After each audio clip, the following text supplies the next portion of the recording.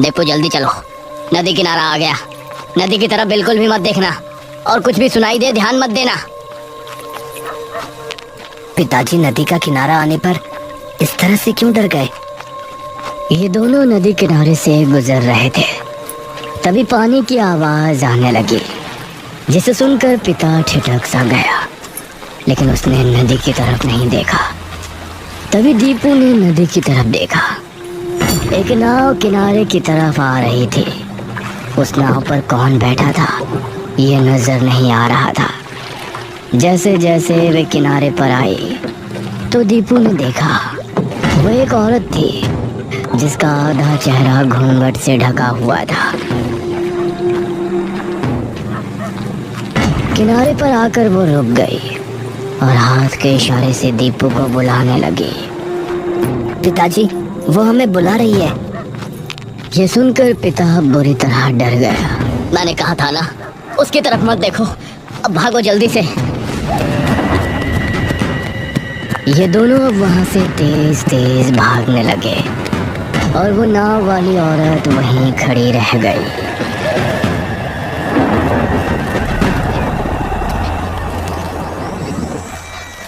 एक महीने बाद दोपहर का समय था। गांव के लोग अपने अपने कामों में लगे हुए थे। उसी समय एक जोड़ा टांगे में बैठा गांव में आया। आइए बाबूजी, मधुपुर आ गया। रमेश ने सहारा देकर अपनी बीवी निराजनी को उतारा और वो वहां खड़े मुखिया से मिला।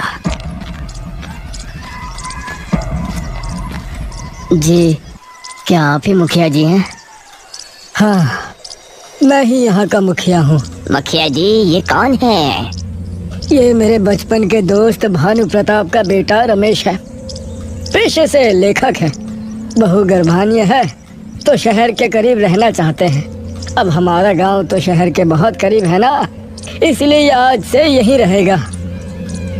आपका बहुत बहुत शुक्रिया मुखिया जी।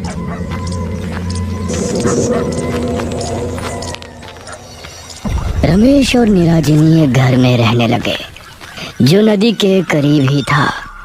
रमेश एक अच्छी सी कहानी लिखना चाहता था और अपनी नई कहानी शुरू करने की तैयारी में था। रात के 10 बजे मोहिनी और मोहित हाथ थामे टहल रहे थे। मोहित, तुम हमारे रिश्ते की बात अपने बाबूजी से कब कर रहे हो? अरे करेंगे भाई, अभी पहले बलवीर भैया की शादी तो होने दो, वरना बाबूजी कहेंगे बड़े की शादी नहीं हुई और छोटा फुदक रहा है। नदी किनारे अजीब सी शांति छाई हुई थी। चलती हवाएं माहौल को सुहाना बना रही थी। ये दोनों भी बातें करते करते नदी किनारे पहुंच चुके थे। कितना सुहाना मौसम है ना? हाँ, नदी भी कितनी खूबसूरत लग रही है। दोनों नदी किनारे बैठकर बातें करने लगे। कितना अच्छा होता कि कोई माझी होता तो हम दोनों उसकी नाव में नदी की सैर कर सकते। हाँ, बहुत अजीब बात है कि हमारी नदी में माझी क्यों नहीं आते, वरना मन तो मेरा भी बहुत करता है। तभी पानी की कलकल की आवाज आनी शुरू हुई। दोनों को सामने से वही नाव आती नजर आई जिसके अंदर घूंघट वाली माझी बैठी थी।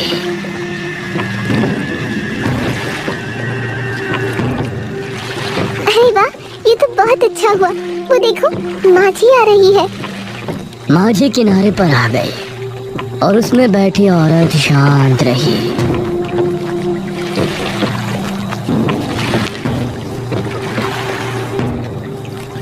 काकी, क्या आप हमें नदी की सैर करा लाएंगी?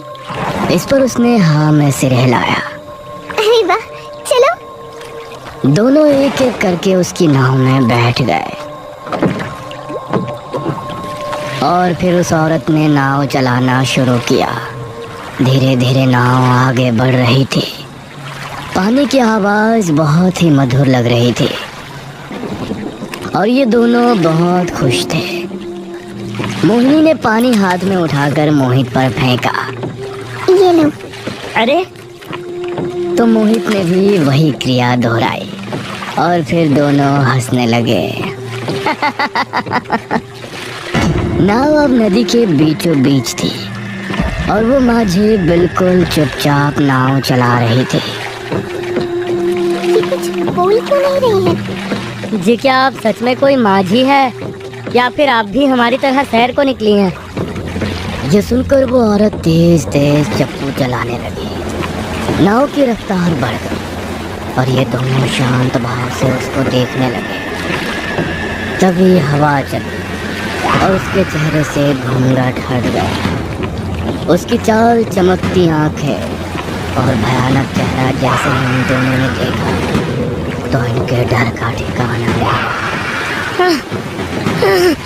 मोहिनी उसका चेहरा देख सहम गई और बेहोश हो गई।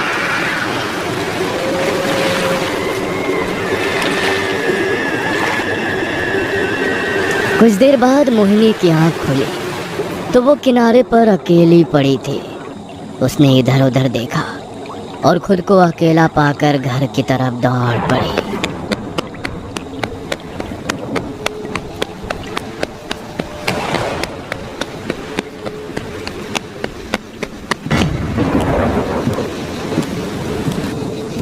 मोहिनी, अरे तुम कहाँ गई थी और कहाँ से आ रही हो इतनी रात में?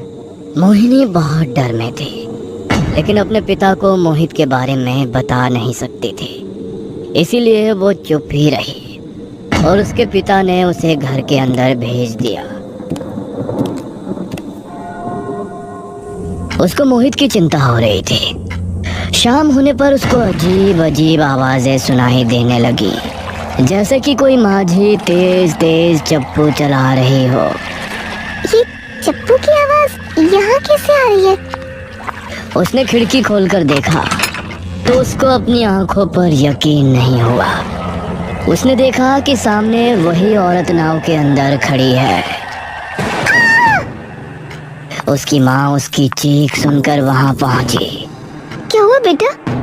मोहिनी ने खिड़की की तरफ इशारा करते फिर से देखा, माँ वो? लेकिन इस समय खिड़की के बाहर उसका बगीचा नजर आ रहा था। ये देखकर मोहिनी के मुंह से आगे कुछ नहीं निकला। रात होने पर मोहिनी सोने के लिए बेड पर पहुंची। करीब 1 बजे जब वो गहरी नींद में थी तभी उसको अपने पैरों पर कुछ गीला महसूस हुआ और उसकी आंख खुल गई। कौन है? लेकिन आंख खोलते ही उसने पाया कि उसका बेड नदी के बीच तैर रहा है और वही घूंघट वाली औरत अपनी नाव में बैठी उसकी तरफ आ रही है। ये सब क्या है? मेरे साथ क्या हो रहा है? क्यों मेरा पीछा कर रही हो? तभी उसे किसी ने हिलाया तो वो अपने सेंस में आई। उसने पाया कि वो अपने कमरे में ही है और उसके माँ बाप उसके पास ही हैं। क्या हो बेटा, तुम इतनी अजीब बर्ताव क्यों कर रही हो? मोहिनी कस के अपनी माँ के गले लग गई और फिर उसने अपने माता पिता को सब कुछ बता दिया। ये क्या किया तुमने? अरे नदी पर गई और उस माझी की नाव में भी बैठी और ये सब आप बता रही हो? पिताजी, मैं वहाँ मोहित के साथ गई थी, इसलिए डर की वजह से आपको बताया नहीं। आप उसे पसंद कहाँ करते हैं? ये सुनकर मोहिनी के पिता ने उसकी माँ की तरफ देखा और मोहिनी को आश्वासन दिया। वो मोहिनी का खास ध्यान रखने लगे, लेकिन मोहिनी को हर जगह वो माझी दिखाई देती। मोहिनी ऐसे में मोहित को बहुत याद कर रही थी और इससे तंग आकर उसने फैसला किया कि वो उस औरत से जाकर मिलेगी और मोहित से उसके बारे में पता करेगी। रात 12 बजे वो नदी पर पहुंची तो सामने उसको नदी किनारे वही औरत खड़ी नजर आई। तुम क्यों मेरे पीछे पड़ी हो? और मेरा मोहित कहाँ है? क्या किया तुमने उसके साथ? आओ मेरे साथ आओ, मैं तुमको उससे मिला दूंगी। मोहिनी उसके कहने पर वापस माझी में बैठ गई और फिर उस औरत ने नाव चलाना शुरू किया। जैसे जैसे औरत आगे बढ़ रही थी मोहिनी के दिल की धड़कन भी बढ़ती जा रही थी। कुछ देर चलने के बाद नाव एक टापू पर आकर लगी। यही है तुम्हारा मोहित? क्या तुमने मोहित को इस टापू टापू पर छोड़ा है? ये सुनकर उस औरत ने हाँ में सिर हिलाया। मोहिनी उसकी नाव से उतरी और आगे बढ़ गई। टापू बहुत सुनसान था और वीरान भी। मोहिनी एक डर के साथ आगे कदम बढ़ा रही थी। ये मुझे यहाँ क्यों छोड़ गई? मोहित, मोहित क्या तुम यहाँ हो? वो बार बार आवाज लगाती, लेकिन उसे कोई जवाब सुनाई नहीं दे रहा था। तभी अचानक उसका पैर किसी चीज से टकरा और वो जमीन पर गिर गई। उसने पाया कि मोहित जमीन पर मृत हालत में पड़ा है।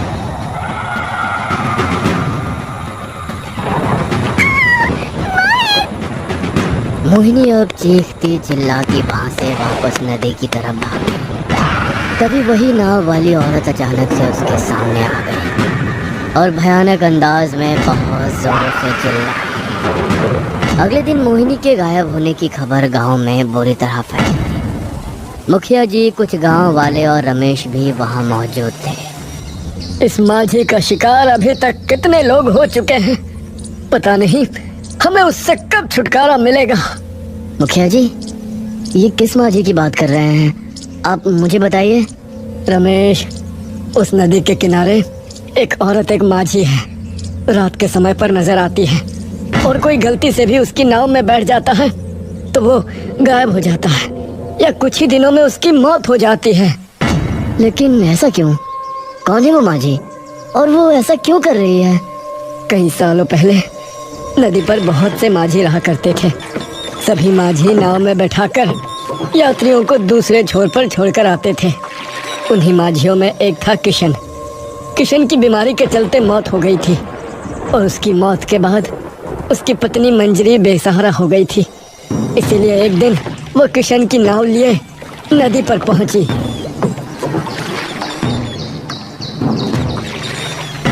ये क्या कर रही है मंजरी? तू इस नदी में माझी नहीं बन सकती। इस पर सिर्फ हम मर्द अपनी नाव चलाते हैं। औरत का काम करना गांव का और हम मर्दों का अपमान है। मुझे इस समय धन की जरूरत है और ये मेरे पति की नाव है, मैं इसे क्यों नहीं चला सकती? बावली हो गई है क्या? तने पता ना कि औरत का काम करना ठीक ना से उसे गैर मर्द गंदी नजरों से देखे से। हाँ, अगर मर्द गंदी नजरों से देखते हैं तो उनको अपनी नजर ठीक करनी चाहिए, उसमें मेरी कोई गलती नहीं। रही बात काम करने की, तो मैं भीख मांगकर अपना घर नहीं चलाने वाली। मैं इस नदी में भी अपनी नाव चलाने की हकदार हूँ और मैं भी एक माझी बन सकती हूँ। ये सुनकर बाकी सभी माझी अपने दांत भींचने लगे।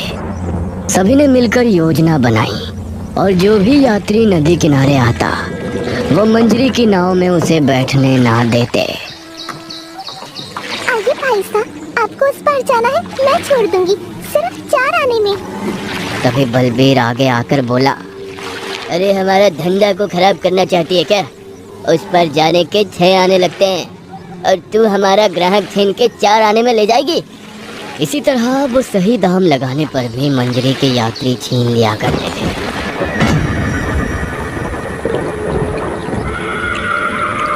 एक रात मंजरी अपनी नाव में सवार नदी किनारे बैठी थी और उसी समय एक माझी अपनी नाव के साथ वहां मौजूद था, जिसने अपना चेहरा गमछे से छिपाया हुआ था। एक आदमी अपने छोटे भाई के साथ नदी किनारे पहुंचा। उसका छोटा भाई का सर फटा था और उसको गंभीर चोट आई थी। भाई साहब, मेरे भाई को जल्दी वैद्य जी के पास ले जाना होगा, वरना इसकी मौत हो जाएगी। आइए भाई साहब, मेरी नाव में आइए। अरे चुप कर भाई साहब, आप मेरी नाव में आओ, मैं जल्दी पहुंचा दूंगा। शुक्रिया भाई, लेकिन मेरे पास पैसे नहीं है, मैं कल आपको दे दूंगा। अरे ये क्या कह रहे हो? पैसे नहीं है तो हम लेकर भी नहीं जाने वाले, पहले पैसे लेकर आओ। उस माझी ने गंभीर हालत में देखते हुए भी उसको ले जाने से इनकार कर दिया। भाई साहब, आप मेरी नाव में बैठ जाइए, मैं आपको छोड़ देती हूँ, आप पैसे मत देना। आपका बहुत बहुत शुक्रिया बहन। वो आदमी अपने भाई को मंजरी की नाव में बैठाने ही वाला था कि तभी बस बहुत हुआ इस मंजरी का, अब हम इसकी मनमानी नहीं चलने देंगे। यह हमारा धंधा चौपट करके ही मानेगी। अगर तुमको बिना पैसों के नहीं जाना तो मुझे इसे ले जाने दो। बेचारा कितने दर्द में है, आपको दिखता नहीं? इसको जल्दी ही पैर के पास नहीं ले जाया गया तो इसकी मौत हो जाएगी। हाँ दिख रहा है, लेकिन हम तुझे फ्री में नहीं ले जाने देंगे। मैं इसे आज बैग तक पहुंचा कर रहूंगी। ये सुनकर उस माझी को गुस्सा आ गया।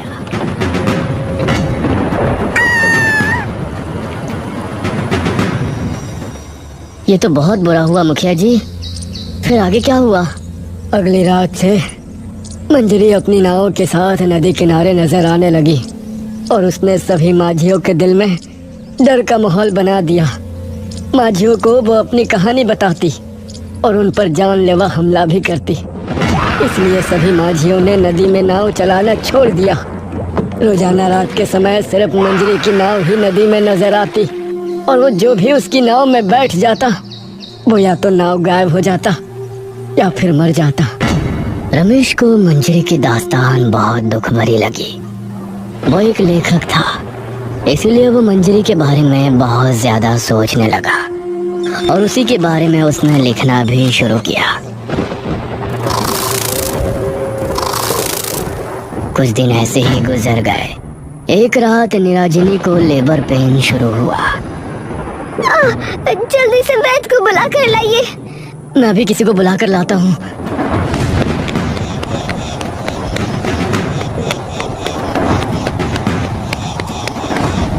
रमेश मुखिया के घर पहुंचा तो वहाँ हवेली के बाहर ही एक आदमी बैठा हुआ था। बिरजू काका, वो मुखिया जी कहाँ हैं? बेटा, मुखिया जी तो किसी काम से पास ही के गांव गए हैं, 2 दिनों में वापस आएंगे। मुझे मदद की बहुत जरूरत है। निराजनी को दर्द शुरू हो गया है। मुझे इस समय किसी वैद्य के पास जाना होगा, जिसके पास दाई माँ भी हो। बेटा, गांव में कोई वैद्य या दाई माँ नहीं है। तुमको महीनपुर गांव में ही वैद्य जी और दाई माँ मिल सकती है, लेकिन वहां जाने के लिए अभी तुमको कोई टांगा नहीं मिलेगा और नदी के जरिए तुम वहां जा नहीं सकते। सुबह से टांगे चलना शुरू होंगे तो तभी कुछ हो सकता है। नहीं, सुबह तक भला मैं कैसे रुक सकता हूँ? मेरी बीवी कभी भी माँ बन सकती है। बेटा, रुकना तो पड़ेगा। बताओ कैसे जाओगे? मुझे नहीं लगता कि इस समय कोई टांगे वाला तुमको वहां मिलेगा।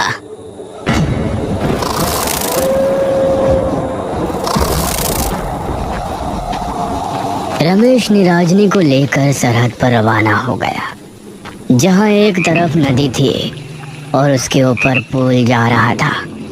उसने देखा कि पुल काफी ऊंचाई पर है और वहाँ कोई भी टांगा नहीं है। क्या करूं? अब तुमको कैसे लेकर जाऊं मैं? तभी नाव के पतवार और चप्पू की आवाज सुनाई दी। उसने देखा कि नदी किनारे नाव लेकर मंजरी आ रही है।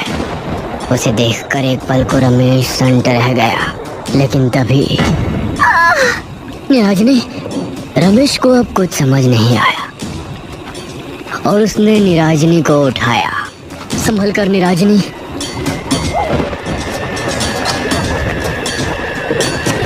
उसने निराजनी को माझी की नाव में बिठाया। हमें अगले छोर पर जाना है, महीमपुर गांव। मेरी बीवी को वैद्य जी और दाई माँ की सख्त जरूरत है। ये सुनकर माझी ने नाव चलाना शुरू किया। आधी रात के समय किसी के साथ नाव में सफर करना, ये जानते हुए भी कि वो एक आत्मा है, ये बहुत ही डरावनी बात थी। लेकिन आज रमेश ने ठान लिया था कि वो अपने होने वाले बच्चे और निराजनी की जान बचा कर रहेगा। नाव धीरे धीरे आगे बढ़ रहा था। निराजनी बहुत दर्द में थी और वो मंजरी के बारे में नहीं जानते थे, इसलिए उसका पूरा ध्यान अपने दर्द पर था। पता नहीं आज मैं जिंदा बचूंगा या नहीं। पता नहीं ये आत्मा हमें सही सलामत वहाँ महीमपुर छोड़ेगी भी या नहीं। सामने कुछ ही दूरी पर अब इन दोनों को किनारा नजर आ रहा था। रमेश को इस बात की खुशी थी कि अभी तक मंजरी ने उसके साथ कुछ गलत नहीं किया। ये देखकर रमेश को थोड़ी राहत मिली। आप इतनी देर में क्यों नाव चला रही हैं? मुझे दर्द हो रहा है, जल्दी कीजिए ना। ये सुनकर मंजरी को गुस्सा आ गया और वो तेज तेज चप्पू चलाने लगी। क्या हुआ रमेश? इस तरह क्यों बर्ताव कर रही है? तभी मंजरी के चेहरे से घूंघट हट गया और इन दोनों ने उसका भयानक चेहरा देखा।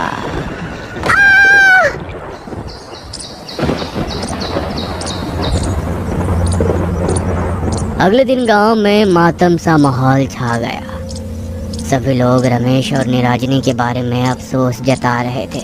काका, तुमने रमेश को रात में नदी पर क्यों जाने दिया? राम राम। अरे मैंने कहा था रमेश से कि इस समय वहाँ जाना ठीक नहीं, लेकिन उसने मेरी एक ना सुनी। अब तो रमेश भी गायब हो गया। मैं भला अपने दोस्त को क्या जवाब दूंगा? अब मंजरी भी नदी किनारे नजर नहीं आती थी। 3 दिन बाद एक टांगा गांव पहुंचा।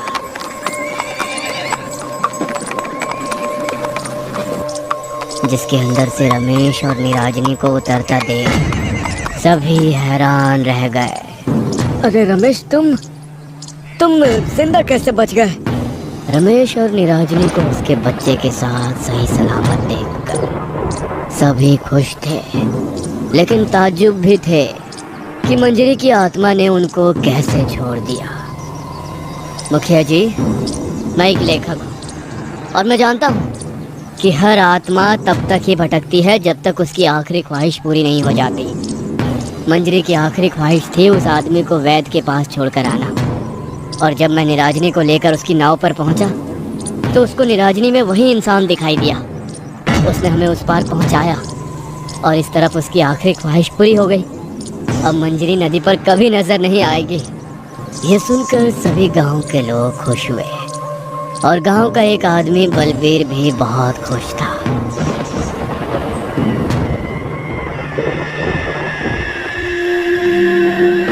रात के समय बलबीर ने अपनी नाव पानी में उतारी।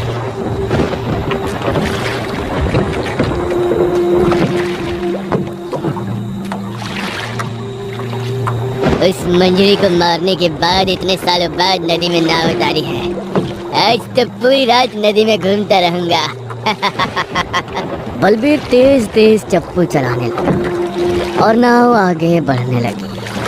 तभी सामने से उसको मंजरी की नाव आती नजर आई और उसके चेहरे से हंसी गायब हो गई, खौफ में बदल गई। तू वापस कैसे आ गई? मुझे मारने वाला तो तू ही था ना बलबीर। तुझे मारे बिना भला मेरी आत्मा को शांति कैसे मिल सकती थी? ये कहकर मंजरी उस पर टूट पड़ी और बलबीर अपनी नाव समेत पानी